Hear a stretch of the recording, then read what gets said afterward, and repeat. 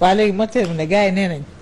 comme Ousmane Sonko lu mu def nga def ko. ñu ne nga woote arena ni moom. dégg ma tontu la. man bi may woote sénégalais yi ñuy ñëw di ma indil 500 millions 2012. 500 millions. Ah oui, en 2012. En 2012. Ah bon? Oui, lors des inondations. En 2012 là. Oui. En 2012, lors des inondations, quand j'ai demandé bi ma defee appel de fonds. Ah mooy kii ba les Sénégalais m'ont donné ba 500 millions en cash et 300 millions en matériel. Abdoul Mbaye mii moo nekkoon premier ministre ma jox ko 200 millions jox Inondation 50 millions jox la Croix-Rouge 50 millions après def un rapport yóbbu ko Cour des comptes def un rapport jox ko premier ministre ba fi nekkoon muy Mimi Tata Mimi moom laa ko jox mais traçabilité yaa ngi fi ba may woote Sénégalais yi 2012 ñu may jox 500 millions ci cash ak 300 millions matériel muy 800 millions booba ñoom ñu ngi ci lijjantim suuf xaaye nag ku dégg séeréer. non ñoom koy ak ci mbooloo lañu waxaale. ma ne ñu nga ci lijjantim suuf jamono jooju kenn xamu leen donc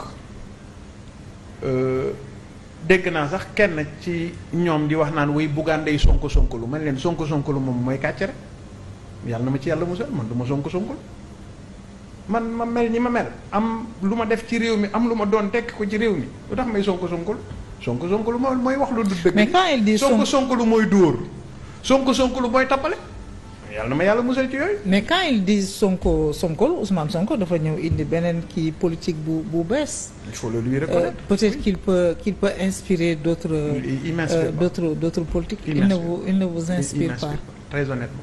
Ah kan moo lay inspiré mais ci homme politique sénégalais amu ci koo xam ne sa trajectoire da lay inspiré. Maître Abdoulaye Wade peut-être.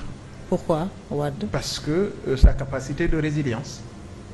Il s'est battu pendant quand même 26 ans avant d'arriver au pouvoir et je crois que loolu bokk na ci marque nit kuy suivre li mu bëgg et xam li mu bëgg. ñi jiite Sénégal kan moo si mus a liggéeyloo ñetti nit jox ma ci kenn ku mus a liggéeyloo ñetti nit. Mabouba Diagne. non ñi jiite Sénégal. Ah d'accord. ñi jiite Sénégal. jox ma ci ku ci Mabouba Diagne c'était un entrepreneur. dama ne. ñi jiite Sénégal. oui jox ma ci kenn ce sont des énarques. ku mus a liggéeyloo ñetti nit. justement waaw léegi du ñu dem wuti ñi xam nu ñuy tëggee business. mais Bougane tàllal leen loxo nga dem liggéey ak ñoom. mais non xam nga lu tax. sénégalais nga. ki la ñee du la takkal caq. ñee. oui ki la ñee du la takkal caq. aujourd'hui yéen même vous les patrons de presse là vous avez été désignés comme des délinquants fiscaux dëgg la wala du dëgg alors mais ki la ñee du la takkal caq ñun kay nañu góorgóorlu ba suñu rakk yi suñu doom yi ñu wan leen yoon bi ñu mën a jaar pour tekki mais nag en démocratie la seule légitimité elle est élective Maïmouna moo tax le combat que nous allons mener à l'Assemblée nationale du combat wu contrôler rek l'action du gouvernement ces élections là képp ku toog sa kër bokkuloo ci ñiy dem pour choisir député yu Sénégal bokk nga ci liy dooleel li nërmeel réew mi li suuxal réew mi parce que dama jàpp ne opposition bi li ñu bëgg mooy imposer la cohabitation créer un gouvernement boo xam ne opposition bi moo koy diriger parce que ay borom xam-xam ñu ngi ci ay nit ñu am carnet d'adresse ñu ngi ci ay nit ñu am parcours ñu ngi ci. Bougane boo leen gagné du yéene taxawal gouvernement de. et li ma gëm mooy ne. yéen a ngi koy wax rek. boo leen gagné doo leen taxawal gouvernement de. li ma gëm mooy ne incha allahu rabbi bu ñu gagné la majorité au niveau de l'Assemblée nationale ce pays va changer trajectoire bi réew mi jël baaxul yow mii sa bopp xam nga ne baaxul. soxlawul FMI di ñu wax ne réew mi dafa dëgër képp ku xool sa poche la nga amoon démb ak la nga am tey xam nga ni réew mi dëgër na soxlawoo FMI boo duggee ci kër yi wala nga romb ci mbedd yi xool compteur Woyofal yi xonq gi muy xonq mën naa miyoploo nit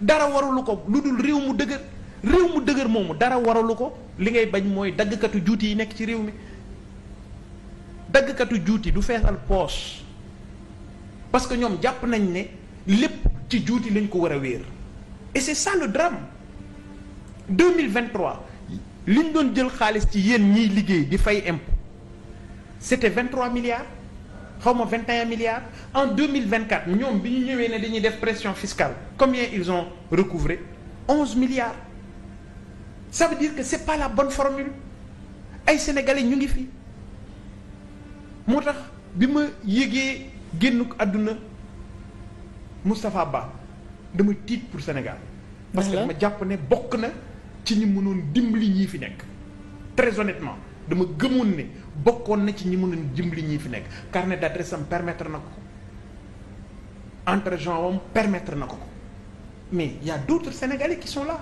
mais il faut pas que ñu cultiver cette culture de la haine Maïmouna mu ngi liggéey am na lu ko yàlla terale ok benn jeune bu nekk ci koñ bi ñu gëmloo ko ne non non non yow li tax ngay sol short toog ci koñ bi di laaj di ñaan tabac non parce que li nga waroon am non Maïmouna moom moo sàcc alal bi quoi moom moo tax yow amuloo ko ça c'est cultiver benn haine boo xam ne jaru ko alors pour redresser tout ça pour que Sénégal teguwaat ci yoon bi ñu bëgg pour que ñu mën a yor suñu njaboot pour que ñu mën a defaraat réew mi mais on a besoin de Sénégalais qui ont le parcours mais qui ont surtout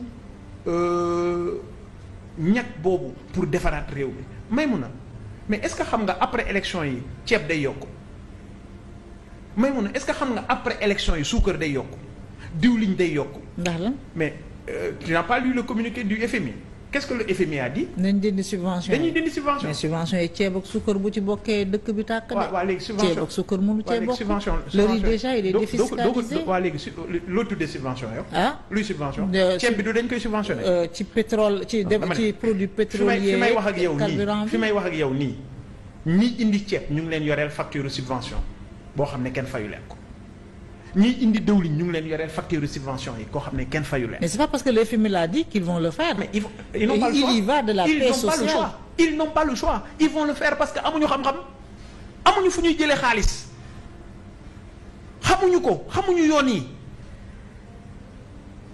te ñi xam ñoom bëgguñu dem fekki ñi xam ñu dimbali leen jàppale leen et c'est ça le drame de ce pays. mais FMI yàgg na wax Macky Sall mu dindi subvention yi Macky Sall a catégoriquement refusé. Macky Sall a refusé même su ma àndul ak moom ma nangul ko ko Moustapha Ba mii jóge fi tey il avait refusé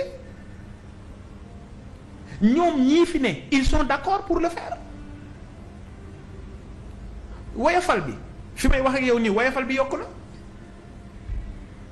fi may wax ak yow nii Woyofal bi yokku na et la subvention sur les hydrocarbures dañ koy dindi parce que loolu la FMI d'accord ak ñoom. mais subvention sur les hydrocarbures il y a une partie bu dem déjà. FMI nee na ñoom d'accord nañu pour def loolu mu ngi ci biir communiqué bi waaw léegi kon bu ñu génnee ci élection yi mais réew mi nit ñi danañ gën a toskare léegi nag il faut ñu am ñoo xam ne ay borom xam-xam lañu. ñoo xam ne au moins Ousmane Sonko dana delluwaat dem biir présidence di jàppale Diomaye ñoom ñu yor réew mi comme ñoom dañoo bëggoon yor réew ñu jox leen réew mi ñu yor ko mais ñu jël beneen équipe boo xam ne dinañ am beneen équipe gouvernementale boo xam ne dinañu ñëw sauver Sénégal foofu lañ toll may ma. alors ragaloo man ni ma gisee transhumance bi actuellement di doxee waa Pastef nag ak a ñëw aay ak a ñëw mën théorie ñu ngi rafetal transhumance bi. ragaluloo bu ñu demee ba assemblée nationale peut-être li nga xam ne sénégalais yi joxuñu leen ko à travers les urnes seeni député ya ngeen di am foofu jox leen ko. lu ne mun naa am man Ousmane Sonko du ma ko weddil dara. waaw du ma ko weddil dara parce que lépp lu ñu waxoon dafa ñëw teg le contraire à commencer par la transhumance. et là justement Maïmouna j'interpelle le président de la République boo fàttali ko au début de leur mandat dañu def benn communiqué conseil des ministres ñu ne nañu publier les rapports de l'OFNAC, publier les rapports de la Cour des comptes. On est d'accord. Commencé woon nañ publier. Non, publier nañu mais dafa am les rapports de l'IGE la ñu déclassifié wul rapportu IGE yooyu bari na ñoo xam ne dañ leen ci joxañ baaraamu tuuma. te ñu ngi ak ñoom. tey ñooñu ñu ngi ak ñoom ba ci maire yi daw jëm ci ñoom bari na ci maire yoo xam ne ci rapport yooyu lañ leen épinglé rapport yi lañ leen di tegal ci taabal ji ne leen da ngay ñëw boo ñëwul ñu raq sa ndigg ñu daw ñu ci bari ci ñoom dem fekki leen donc ana lañ doon xeex démb ana éthique bi ñu doon xeex démb ana morale bi ñu doon xeex démb ana la nga xam ne moom la Macky Sall doon def te jigu ko woon tey jii ñoom ñii fi nekk bëgg def la même chose mooy transhumance mooy fu tooy nga takk da nga àndoon ak démb Macky Sall tey jii ñii ñoo fi nekk xaaral ma jël samay bagage ak samay daba daal di dem féetaleeg Ousmane Sonko taggal ko ay maamam alors que ñoom ci seen bopp ñoom ñoo doon wax ne Ousmane Sonko est un danger pour le Sénégal. man de moo ma si jaaxal. tey jii ñoom ñooy nekk di daw ci ginnaaw Ousmane Sonko. quand je vois certains naan dañuy rejoindre Pastef pour la cause nationale. Quelle cause? Alors qu'il y a 6 mois ce sont des gens qui ne voulaient pas de ces gens-là. C'est pour leur propre cause. non moom sénégalais yi war nañ ci jóg moo leen intéressé mais nag gis nga les sénégalais ils vont régler leur problème de ni ñu ko defee woon ci ñeneen ñi ils vont se rendre compte que demain ñoom ci seen bopp sénégalais yi wan na leen ginnaaw. et puis beneen conséquence bi mooy tey supposition parce que xam naa ne Pastef du am majorité confortable à l'Assemblée nationale. Admettons que ñu am majorité confortable à l'Assemblée nationale mais lan mooy doon poids wu transhumants yi ça veut dire que transhumants yi ñoo leen jàppale. et tey pourquoi Ousmane Sonko accepter cette transhumance mais parce que tous les sondages lui sont défavorables parce que xam na ne bu wutiwul doole ci ñeneen ñu ñëw jàppale ko Ousmane Sonko dana am la raclée de sa vie parce que opposition bi danañu ko duma yu wóor ci kanamu Sénégalais yi. mais l'histoire a montré que Macky Sall bi mu récupérer certains maires après les élections de janvier 2022. dem ak ñoom législative les maires ont été lâchés par la base. Justement. Quand il y a eu jonction entre Rewmi ak APR ñu naan maintenant on pèse 80% mais ci la